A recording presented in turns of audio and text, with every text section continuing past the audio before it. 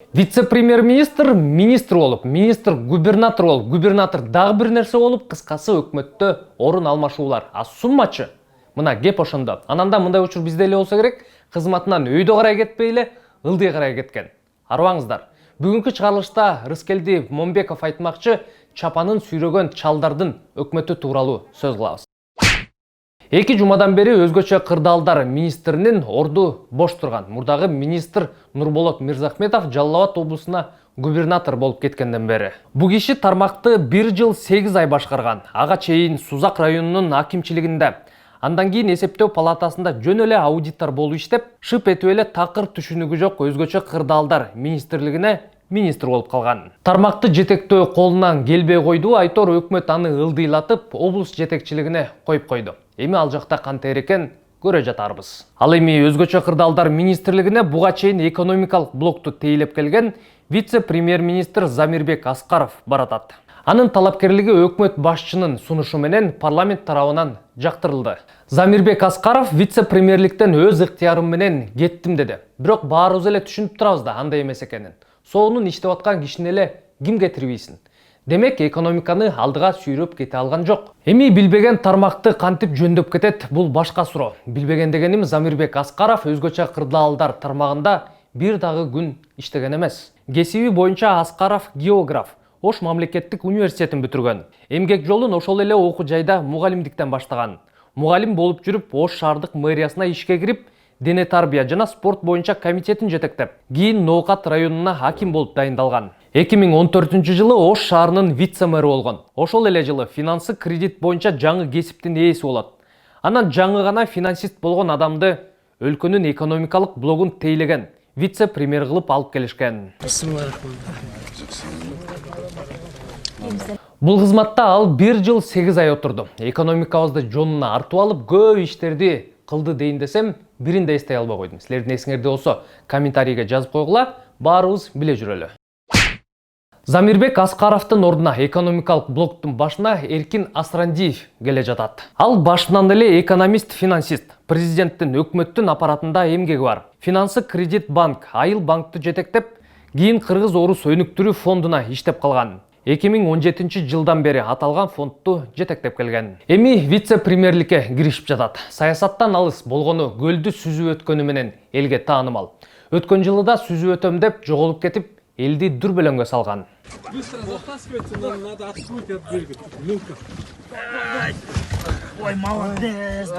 Бу кишинин талапкерлигин кароодо айрым депутаттар сын айтып, ал Абылгазиевдин сунушу менен келе жатканына шектеништи. Канча мамлекеттик ресурстарды көтөрдүңүз.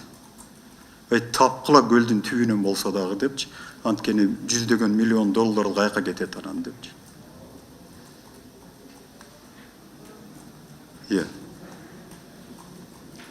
Жаш баланын кыялындай кыялдар болуп атпайбы?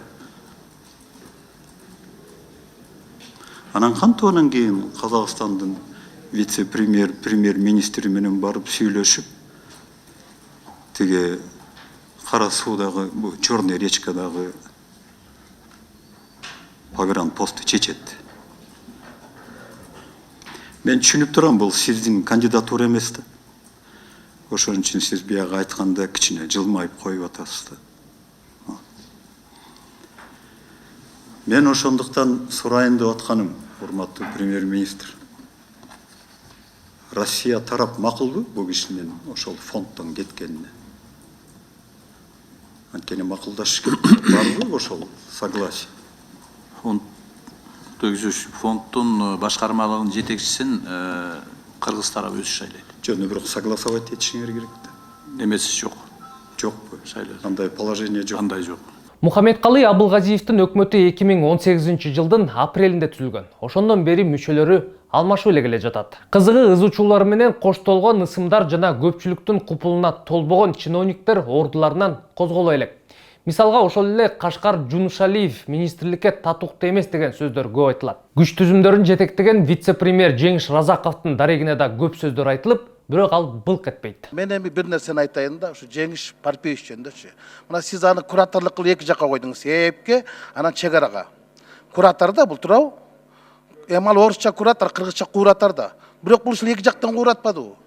2 метр баткенден чегараны чечкен жок, анан эң негизги 2 маселени чечкен жок. ээптеги бул үчүнчү мамлекеттердин унааларга болгон бажылардын жеңилдетилген тарифин чече албай койду. Анан Россиядагы биздин мекендештер которгон акчага коюлган 100 000 сомдук чектөөнү чече албай койду. Анан эки нерсени чече албаган, 2 метрди чече албаган кишини азыр айтып атасыз, буну биз Баткенге койдук депчи. Ой, Баткенге байлап койсун дагы чече албайт. Компетентный адам эмес экен да. Мен митингге чыгарам, мен сот коерем деп жүрөт. Отко салса күйбөгөн, сууга салса чөкпөгөн дагы бир вице-премьер министр бар. Ал мурдагы өзгөчө кырдаалдар министри, азыр биринчи вицеликти аркалаган Кубатбек Боронов. 2011 жылы министр болуп келип, канча өкмөт башчы алмашпасын иштеп келди. Акыры азыр Абылгазиевдин биринчи орун басары. Ошентип чапанын сүйрөгөн чалдардын өкмөтү жарым-жартылай жашарды. Бул жакшы. Анткени менен кече кызыктуу бир маселе көтөрүлдү.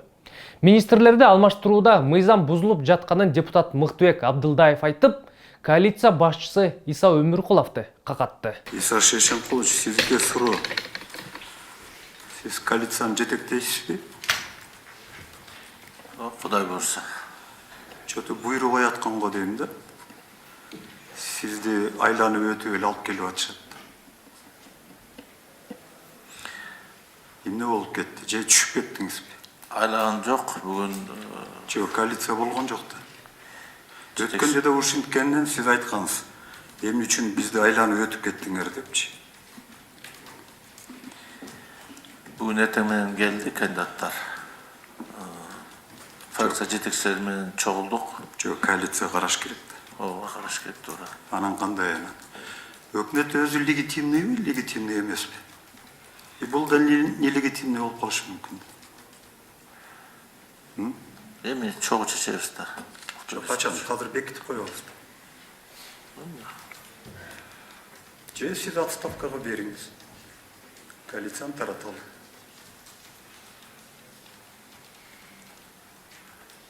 Канат Кирезбекович, мыйзамды бузуп атабыз.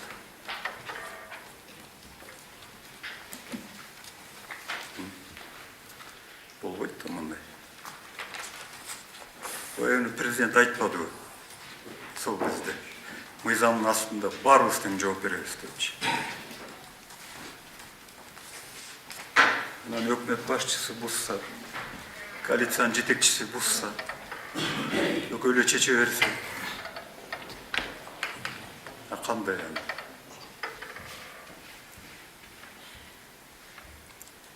Болбойт да, анда бизде парламенттин жетекчилиги эмне отурат анда?